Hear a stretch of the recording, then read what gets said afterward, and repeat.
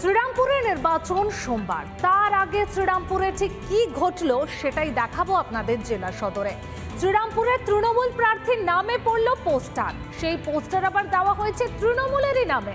একাধিক অভিযোগের উল্লেখ রয়েছে সেখানে। হাওড়ার সলপে বিভিন্ন এলাকায় কল্যাণ ব্যানার্জির বিরুদ্ধে পোস্টার, কে বা কারা লাগিয়েছে সেই পোস্টার তা নিয়ে শুরু হয়েছে শোরগোল।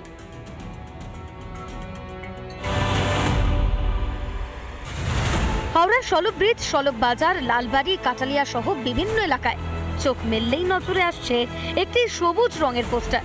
তাতে লেখা রয়েছে কল্যাণ বন্দ্যোপাধ্যায় তার খারাপ ব্যবহারের জন্য 1 লক্ষেরও বেশি ভোটে হারবেন। ডোমজুড়ে তৃণমূল বিধায়ক কল্যাণ ঘোষ এবং জেলা পরিষদ সদস্য লক্ষ্মী পণ্ডিতের বিরুদ্ধে তোলাবাজির অভিযোগও উল্লেখ রয়েছে ওই পোস্টারে। বিধায়কের দাবি, প্রাক্তন মন্ত্রী রাজীব বন্দ্যোপাধ্যায় ঘনিষ্ঠরাই এই কাজের সঙ্গে যুক্ত। রাজীব ব্যানার্জির যারা এখানে লোকজন ছিল, যারা অনেকেই এলাকা ছাড়া যারা তোলা তুলে বেড়াতো, তারা এখন বিরোধী শক্তির সঙ্গে হাত মিলিয়ে, যখন বিরোধী শক্তি এখানে এজেন্ট খুঁজে পাচ্ছে না, তখন এইভাবে রাতের অন্ধকারে পোস্টার ফেলে মানুষকে বিভ্রান্ত করতে চাইছে। বিজেপির দাবি, তৃণমূলের অন্তর্কলহের জেরেই এই পোস্টার। এদের সাথে তাদের নিজেদের কর্মী সমর্থকদের দুটো ভাগে বিভক্ত হয়ে গেছে। তারা কেউ চাইছে না, তৃণমূলের কোনো কর্মীরাই চাইছে না যে এই এলাকায় এই এমএলএ বা এই এমপি থাকুক। তাই আমরা যতদূর খবর পাচ্ছি, নিজেদের অন্তর্কলহ, এই অন্তর্কলহের জন্য নিজেদের ভাগ বটনা ভাগাভাগি নিয়ে এদের সমস্যা। শ্রীরামপুর লোকসভা কেন্দ্রে তৃণমূল প্রার্থী চোখা চোখা বাক্যে বিঁধেছেন বাম প্রার্থী দীপশিতা ধর ও বিজেপি প্রার্থী কবির শঙ্কর বসুকে। তবে পোস্টার নিয়ে এখনো মুখে কুলুপ তৃণমূলের দাপুটে প্রার্থীর। হাওড়া থেকে বিশ্বনাথ দাসের রিপোর্ট, রিপাবলিক বাংলা।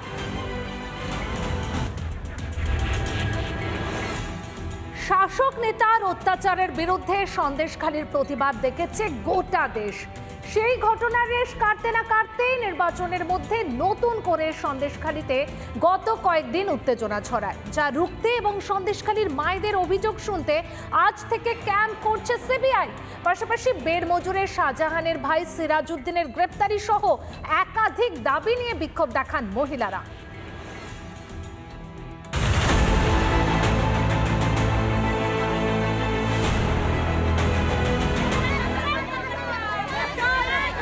ফুসছে সন্দেশখালী, শাসক নেতাদের অত্যাচারের বিরুদ্ধে ফের পথে নেমেছেন মা বোনেরা। শুক্রবারও পথে নেমে প্রতিবাদ দেখান মহিলারা। এই মুহূর্তে আমি রয়েছি বেড় মজুরে। আবারও কিন্তু গত কয়েকদিন ধরে উত্তপ্ত হয়ে উঠেছে সন্দেশখালী এবং এখনো পর্যন্ত মা বোনেরা, গ্রামের মা বোনেরা তারা একটাই দাবি করছেন, সন্দেশখালীতে শান্তি ফিরিয়ে আনতে হবে এবং একই সঙ্গে এই যে সন্দেশখালীর প্রতিবাদী মহিলা অর্থাৎ গীতা বর, যাকে কিনা গ্রেপ্তার করা হয়েছে, সেই গীতা বরকে অবিলম্বে মুক্তি দিতে হবে। একাধিক অভিযোগের বিরুদ্ধে রুখে দাঁড়িয়েছেন তারা। তৃণমূলের নেতা থেকে পুলিশ প্রশাসনের বিরুদ্ধে একাধিক অভিযোগ সন্দেশখালীর মহিলাদের। দিদি ভাইকে যে মুখ হাত পা বেঁধে ফেলে দেওয়া হয়েছে, তাই আমরা সেই প্রতিবাদ, প্রত্যেক মা বোনরা প্রতিবাদ করছি। কেন টিএমসি নেতারা একের পর একজনের উপরে অত্যাচার করছে, এমনকি সিভিল ভলেন্টিয়ারের স্ত্রী তাকে এরকম রাতের অন্ধকারে তুলে নিয়ে যাচ্ছে। নিরাপদ বলে মনে করছি না, মনে করতাম তাহলে আমাদের সন্দেশখালী দিদি ভাইকে মুখ হাত পা ফেলে ধর্ষণ করার চেষ্টা করা হতো রাতের অন্ধকারে। পুলিশের কোনো প্রতিবাদ করছে না, পুলিশকে থানায় কমপ্লেন করলে পুলিশ কমপ্লেন নিচ্ছে না। সিরাজউদ্দিন যদি গ্রেপ্তার হয় তবে আমাদের এই যেসব চুনাপুটি যা আছে টিএমসির লোক, এনারা এখনো পর্যন্ত হুমকি দিচ্ছেন। যত ভোট নিকটে আসছে তত মায়েরা কেন নির্যাতিত হচ্ছে। বিক্ষোভকারীদের পাশে দাঁড়াতে বেড় মজুরে যান বিজেপি নেত্রী অর্চনা মজুমদার। সন্দেশখালীর জনসাধারণের ওপর দিনের পর দিন অত্যাচার, প্রশাসনের নিষ্ক্রিয়তার বিরুদ্ধে ক্ষোভ উগরে দেন তিনি। এই মেয়েগুলো যে আজকে বিজেপিতে বিশ্বাস করে, আমাকে বিশ্বাস করে, তো আমি তাদের বিপদে থাকবো, এটাই অবভিয়াস, এটা আন্দোলন নয়। তবে হ্যাঁ, বেড় মজুরের এবং সন্দেশখালী পুরো উত্তাল। কারণ দেখুন, শাহজাহান শেখ যখন অ্যারেস্ট হলো তখন কিন্তু মোটামুটিভাবে একটা জায়গায় ওরা এসে গেছিল। ভিডিও চালাচ্ছে মার্কেটে এবং মিডিয়াকে দিয়ে, ওরা বলতে চাই যে কোনো গ্যাংরেপ হয়নি, রেপ। এদের কাছে আত্মসম্মানটা অনেক বড় ব্যাপার। অন্যদিকে সন্দেশখালীতে মা বোনেদের অভিযোগ শুনতে আজ থেকে ক্যাম্প করেছে সিবিআই। অভিযোগ খতিয়ে দেখতে ইতিমধ্যেই সেখানে গিয়ে উপস্থিত হয়েছেন সিবিআই এর 4 সদস্যের একটি দল।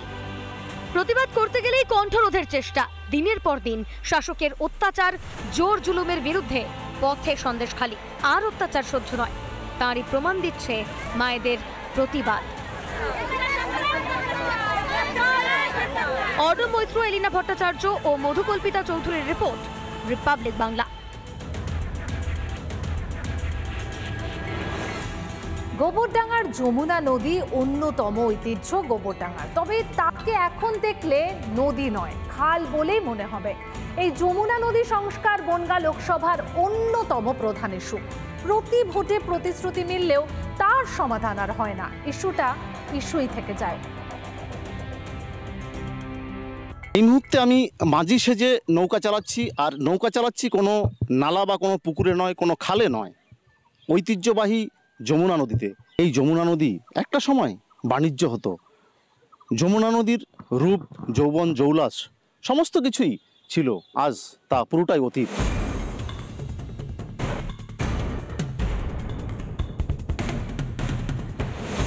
যমুনা নদীকে কেন্দ্র করেই গড়ে উঠেছে গোবরডাঙ্গা সহ বিস্তীর্ণ এলাকা। যমুনা নদীর ওপর নির্ভর করে অনেকেরই পেট চলতো, আর সেই যমুনা নদী ঢেকেছে কচুরিপানায়। বছরের পর বছর সংস্কার হয় না বলে অভিযোগ। আমরা দীর্ঘদিন ধরে এই যমুনার উপর দিয়ে মাছ ধরে সংসার চালাতাম। আজ যা পরিস্থিতি, আজ থেকে 5 বছর আগের থেকে নেতারা প্রতিশ্রুতি দিয়েই যাচ্ছে যমুনা কাটিং করব, কাটিং হবে, পরিষ্কার হবে, কোনো সংস্কার হচ্ছে না। তবে এই যমুনা নদী সংস্কার করার দায়িত্ব কার? শুরু হয়েছে রাজনৈতিক তরজা। কেন্দ্রের দিকে আঙুল তুলছেন বনগাঁর তৃণমূলের প্রার্থী বিশ্বজিৎ দাস। নিশ্চিতভাবে এখানকার সাংসদ শান্তনু ঠাকুর, এখানকার বিধায়ক তারই ভাই সুব্রত ঠাকুর, তাদের উদ্যোগী হওয়া উচিত ছিল। আর নদীমাতৃক এলাকাগুলো, বিশেষ করে কেন্দ্রীয় সরকারের অধীনে, তারা ওখান থেকে সেই অনুমোদন আনতে পারতেন। যমুনা নদী সংস্কারের দায়িত্ব রাজ্য সরকারের, পাল্টা মন্তব্য বনগাঁর বিজেপি প্রার্থী শান্তনু ঠাকুরের। ইছামতি বাদে যমুনা বা কোদালিয়া এগুলো হচ্ছে স্টেট গভর্নমেন্টের আন্ডারে। গল্পের গরু গাছে তুললে হবে না, জানতে হবে আগে। যদি ক্যান্ডিডেট, টিএমসির ক্যান্ডিডেট কিছু না জেনে থাকে, একটু পড়াশুনো করে এসে বসতে হবে। ভোট আসে, ভোট যায়, ভোটের মুখে ঝুড়ি ঝুড়ি প্রতিশ্রুতি, আর ভোট ফুরলেই চুপসে যায় প্রতিশ্রুতির ফানুস। যে তিমিরে ছিলেন গোবরডাঙ্গার মানুষ, পড়ে থাকেন সেই তিমিরেই। এই রাজনীতির ময়দানে দাঁড়িয়েও, নির্বাচনের শেষেও বা এই নির্বাচনের মধ্যে আর কত প্রতিশ্রুতি মেলে যমুনাকে কেন্দ্র করে, পাশাপাশি কবে এই যমুনা সংস্কার হয়, সে তার রূপ, যৌবন, জৌলাস ফিরে পায়, সেদিকেও নজর থাকবে আমাদের। উত্তর 24 পরগনা থেকে টিটপ বিশ্বাস, রিপাবলিক বাংলা।